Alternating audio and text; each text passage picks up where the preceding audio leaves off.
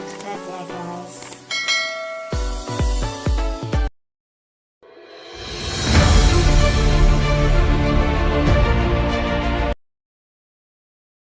Assalamualaikum warahmatullahi wabarakatuh. Waalaikumsalam warahmatullahi wabarakatuh. Perkenalkan, nama saya Muhammad Adi Aparisi. Samping kiri saya Meli Nuryanti, samping kanan saya Rajab Al-Mutakin. Di sini kami akan diskusi terkait tentang masa idah, perspektif fikih dan undang-undang di Indonesia atau hukum positif. Nah, teman-teman mungkin ada yang ketahui tentang masa idah. Bagaimana sih menurut teman-teman? Nah, jadi tuh menurut saya lah ya, Ya. masa idah itu artinya hitungan. Oh, ya. Nah, yang artinya itu masa tunggu untuk seseorang atau istri dalam perkawinannya.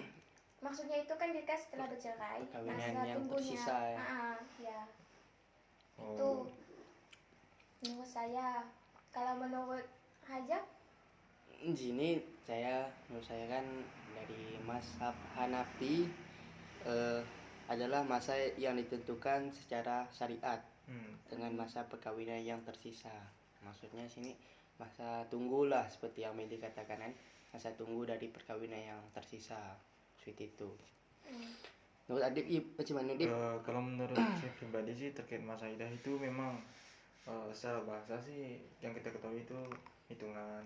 Nah, secara istilah masa idah itu adalah menunggu si seorang istrinya itu yang tersisa terkait tentang masa idahnya perkawinan yang dalam tersisa perkawinan ya. yang tersisa gitu. Nah, tapi memang sih yang kita ketahui ya kawan-kawan, terkait hukum syariat Islam itu memang menjelaskan bahwa dalam masa idah itu dalam Quran surah Al-Baqarah 228 wanita-wanita yang ditalak hendaklah menahan atau menunggu 3 kali kurun. Nah, ada nih salah satu nih teman-teman, biasanya kita ngeliat kan kasus kayak di keluarga saya kan, ada seorang wanita dan si suaminya itu. Nah, dia ini setelah menikah oke, secara agama sah, secara hukum Pemerintah juga sah. saya. Cuman yang saya bingungkan itu kalau kalau berisi itu bagaimana sih kalau masa idahnya kalau dia maksudnya tuh udah hamil, Perempuannya hamil lah gitu ya. badan dua gitu. Ataupun kalau misalkan dia nggak hamil tuh bagaimana sih kalau Masa idahnya. Nah, mungkin Kalau menurut saya sih ya, kalau misalkan dia hamil atau berbadan dua itu tunggu si bayinya sampai melahirkan. Nah, kalau tidak itu menunggu 4 bulan 10 hari. Itu menurut saya. Jadi masa idahnya si perempuan yang sedang hamil itu menunggu sampai Si bayinya itu lahir ya. Dan perempuan yang tidak hamil itu menunggu masa idahnya selama 4 bulan 10 hari ya. Seperti itu ya. Iya. Seperti itu. Oh, seperti itu. Berarti ada nggak sih hikmah dari hal itu semua? Hikmah dari masa Masa Nah, masa idahnya. idah ini. Dalam hikmahnya itu pasti ada masa itu buat terbebas dari si rahim. Oh, Terbebasnya Mengetahui dia hamil atau enggak gitu. terbebasnya rahimnya si istri gitu ya. berarti secara garis besar untuk menjaga nasab lah kan? Iya, supaya Keturunannya gitu tidak kan? bercampur nasab gitulah istilahnya. Kalau perempuan itu semacam kan, kalau contoh nih kan Meli sama si Adib nih kan sudah melakukan perkawinan, pasti adanya melakukan persetubuhan ya kan. Terus tiba-tiba dalam masa perkawinan akan melakukan perceraian. Kita tidak tahu apakah Meli ini sedang hamil atau tidak. Disitulah berlakunya masa idah itu tadi, supaya apa? Supaya tidak bercampurnya sebuah nasab ya, seperti itu maksudnya. Contoh sederhananya seperti itulah. Itu hikmah dari masa idah tadi. Cuman kalau jenis-jenisnya sih apa saja sih jenis dan macam-macam dari masa idah ya? Yang saya ketahui itu masa idahnya itu ada Ya. dua. Oh, ada Dan dua. ada perceraian dan sebab kematian. Kematian. Nah, kalau perceraian pun ada dua kan. Misalkan dia tidak bersetubuh atau belum haid. itu tidak boleh, tidak diwajibkan, boleh melakukan idah tapi tidak diwajibkan. Cuman tidak wajib dah ya. Tapi kalau dia dah melakukan persetubuhan itu sangat wajib. Itulah itu tadi buat ngebebaskan si rahim dari istri. Membebaskan rahimnya istri itu Ya, ya. untuk mengetahui yang tadi Apakah dia hamil atau tidak gitu ya kan maksudnya. Nah, kalau yang kedua itu karena kematian. Dia hamil atau enggak? Kalau misalkan hamil, dia tuh masa idahnya sampai si anak lahir. Kalau enggak, menunggu 4 bulan 10 hari atau 3 kali kuru.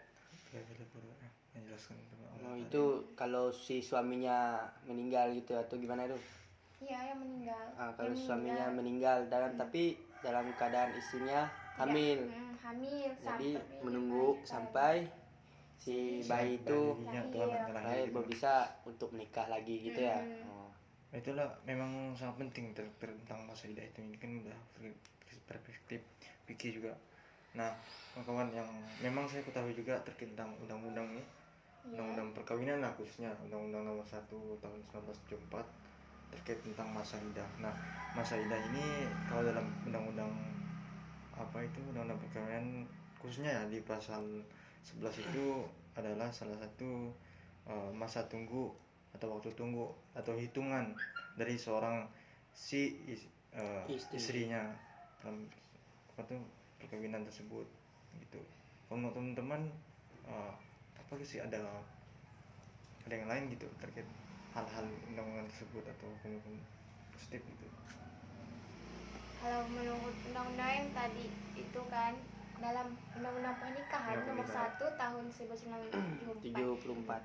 Dan ini pun ada di dalam juga dalam peraturan pemerintah nomor 9 tahun 1975.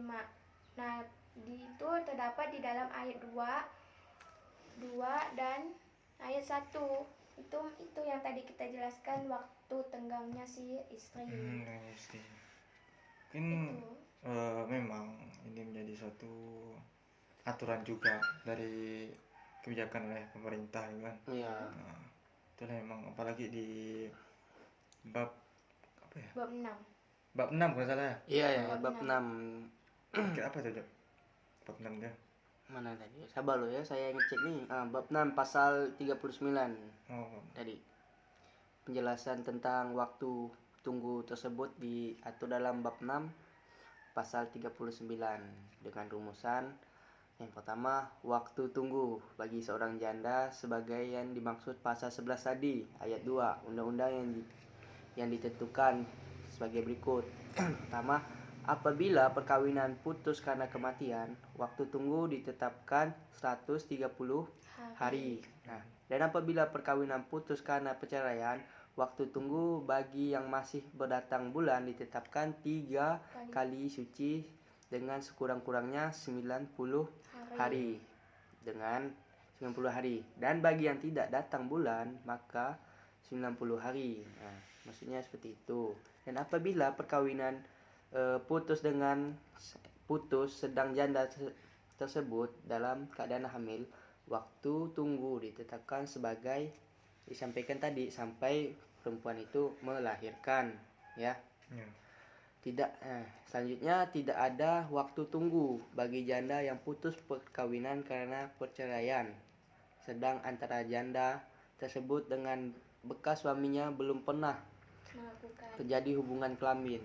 Seperti Meli sampaikan tadi kan, kalau dia sudah menikah tetapi belum pernah melakukan hubungan suami istri, maka tidak wajib melakukan masa iddah gitu. Tidak diharuskan gitu masa iddah, tapi lebih baiknya melakukan masa iddah selama 40 hari 4 bulan 10 hari.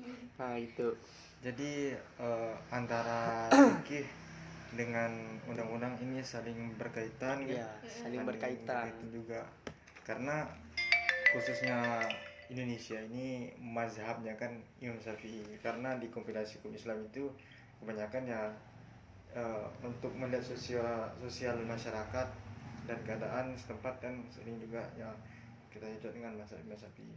Dan juga salah satunya di pasal 153, pasal 154 dan pasal 155 itu membahas tentang masa idah khususnya di Impres nomor 1 tahun 1999. Nah, terkait tentang waktu tunggu atau menunggu atau hitungan. Nah, dapat kita kesimpulan juga bahwa masa idah itu memang masa menunggu lah intinya secara Iya, besar masa kawan. tunggu jadi kan, Intinya. masa tunggu si istri. Ya. Mungkin ini ya yang kita mengkaji pada kali ini ya.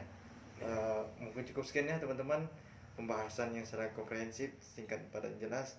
Apabila ada kekurangan dan kelebihannya, terima kasih dari kelompok kami, kelompok 7. Wassalamualaikum warahmatullahi wabarakatuh.